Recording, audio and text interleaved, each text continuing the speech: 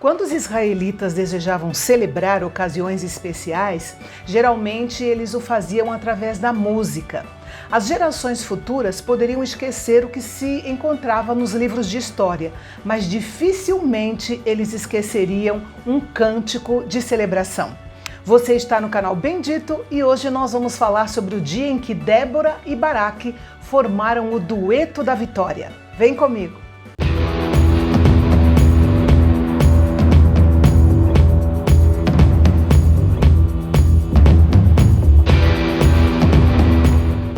O capítulo começa dizendo que no dia da vitória, Débora e Baraque entoaram um cântico. Esta canção normalmente é atribuída apenas a Débora. O papel de Baraque na composição e talvez no desempenho da música é muitas vezes esquecido, mas nós vamos dividir essa honra com Baraque também.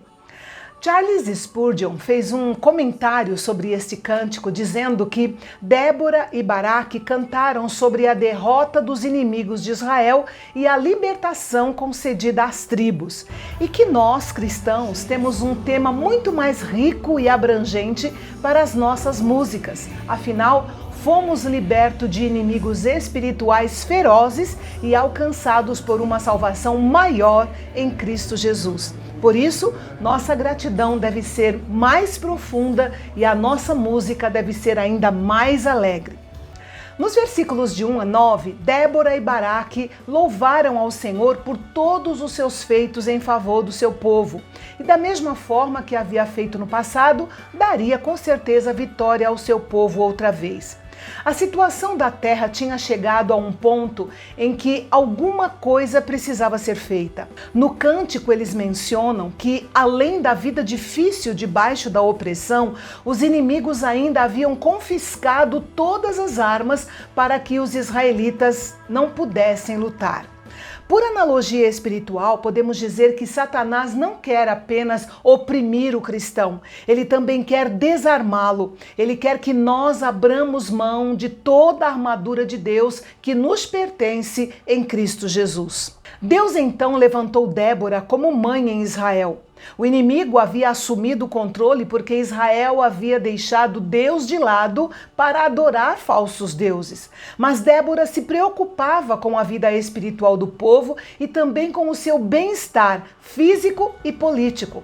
Ela entendeu que Deus trabalha através de pessoas e ela foi a pessoa que se dispôs ao Senhor naquele período tão difícil, aquele período de crise. Nos versículos 10 e 11, Débora convocou 3 classes de pessoas em Israel para que narrassem os grandes feitos e as vitórias obtidas sobre os cananeus. Aqueles que cavalgavam em jumentas brancas, que era a forma como eles se referiam aos ricos, os que se assentavam nos tribunais, ou seja, os principais governantes, e os que andavam a pé pelo caminho, ou seja, os pobres. Em outras palavras, de acordo com um estilo perfeitamente poético, ela convocou a todo o povo de Israel para que contasse os grandes feitos do Deus de Israel e engrandecesse o seu nome pelas suas grandes obras. Os israelitas agora podiam sair das cidades muradas, onde tinham sido obrigados a buscar refúgio, e voltar em paz para suas vilas. Era tempo de todo Israel louvar ao Senhor por sua grande misericórdia. Assim também nós nunca devemos esconder a nossa luz debaixo do alqueire, como disse Jesus, mas contar aos outros as grandes coisas que Deus fez e está fazendo ainda por nós. Muitos cristãos estão precisando acordar e cantar uma canção de louvor ao Senhor. No versículo 12, vemos uma chamada à ação. Deus ordenou a Débora que despertasse e cantasse uma canção, e a Baraque que despertasse e atacasse o inimigo. Pela fé, Débora pôde cantar antes e depois da guerra. Dos versículos 13 a 18, nós vemos Débora agradecida pela voluntariedade do povo em servir ao Senhor. Nem todas as tribos se uniram às tribos de Zebulon e Naftali para guerrear, mas Débora elogiou as tribos que ajudaram. Quando se trata do chamado ao serviço do Senhor, a situação hoje em dia não é muito diferente do povo de Israel daquele tempo. Alguns se oferecem de imediato, outros até arriscam a vida, alguns refletem seriamente sobre o chamado, mas acabam dizendo não, outros ficam no seu canto como se nunca houvessem sido chamados.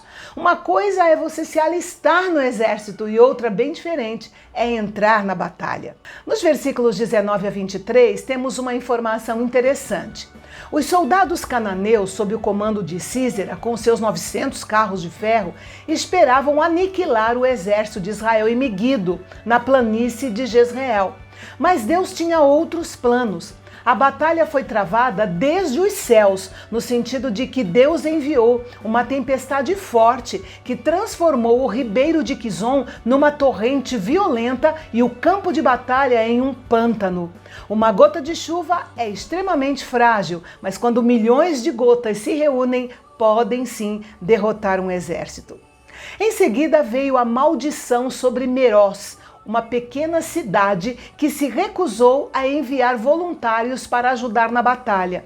Note que não foram Débora e Baraque que amaldiçoaram o povo de Meroz. A maldição veio do anjo do Senhor. Observe que o pecado deles não foi apenas deixar de ajudar o povo de Israel. O povo de Meroz se negou a ajudar o Senhor. Mesmo assim, ele realizou a sua obra, mas a cidade de Meroz foi amaldiçoada porque eles não tiveram parte nela. Em seguida é pronunciada uma bênção sobre Jael. O que Jael fez seria condenado por muitos nos dias dos juízes. A responsabilidade de proteger e abençoar um convidado era um comando quase absoluto, e Jael havia matado um convidado. No entanto, ela foi abençoada porque a sua obediência à causa de Deus era maior do que a sua obediência à tradição e aos costumes. E o cântico vai chegando ao seu final num retrato da mãe do comandante Sísera, olhando pela janela, esperando pela volta do filho que estava morto. Ela e as servas repetiam para si mesmas e uma para as outras que tudo estava bem, mas nunca mais estaria. E a oração de encerramento no cântico de Débora e Baraque faz um contraste entre os inimigos do Senhor e aqueles que o amam. A batalha em Meguido foi mais do que apenas um conflito entre exércitos adversários. Foi um conflito entre as forças das trevas e as forças da luz. E isso é um fato. Ou nós amamos a Cristo e andamos na sua luz, ou somos seus inimigos e vivemos nas trevas do pecado. De qualquer forma, todos nós temos consciência de que, ao final, o Senhor Deus sempre será o vencedor. E uma última informação é que depois da vitória sobre o rei Jabim, Israel teve paz por 40 anos. E amanhã vamos relembrar a história do homem que, quando começou sua carreira como juiz, era um tanto covarde, mas se tornou um grande conquistador. O livro de Juízes dedica 100 versículos para falar dele, mais espaço do que o que foi dado a qualquer outro juiz. Não perca! Até amanhã!